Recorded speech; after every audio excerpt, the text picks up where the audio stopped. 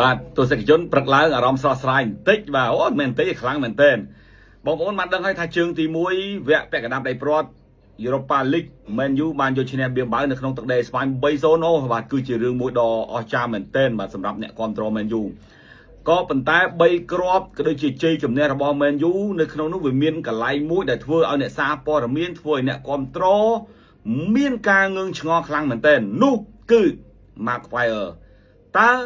Maguire លេងនៅតំបន់ណាឲ្យពិតប្រាកដស្រឡាញ់ខ្សែប្រយុទ្ធម៉ែធ្វើខ្សែការពារ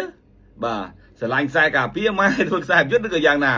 ពីព្រោះបងប្អូនអើយខ្ញុំអត់យល់ត្រង់ថាកន្លែងដែល Maguire គាត់ក្រោះបាល់គ្រាប់ដំបូងបាទកាត់ទៅក្នុងប្រអប់ត្រូវអ៊ូកាតេតែប្រឆិតហើយបានឆ្ពោះទៅក្បាលរបស់ Casemiro នេះកន្លែងហ្នឹងខ្ញុំអត់យល់ថាមិនបានជាសុក Maguire អាចទៅលេងនៅស្លាបខាងស្ដាំ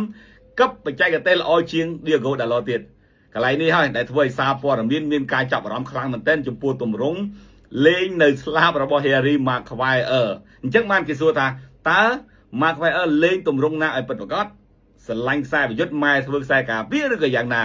នេះគឺជាចម្ងល់របស់អ្នកគាំទ្រក៏ប៉ុន្តែយុគមិញនេះ Maguire គឺជាតួឯកមួយដ៏សំខាន់មែនទែនក្នុងការជួយឲ្យ Man U ស្វែងរកបានជ័យជំនះទៅលើបៀបៅបងប្អូនណាកុំភ្លេច join Telegram ខ្ញុំម្នាក់មួយបាទនៅខាងក្រោមខ្ញុំទម្លាក់នៅក្នុង link ខាងក្រោមនេះដើម្បីទទួលបានព័ត៌មានថ្មីៗក៏ដូចជា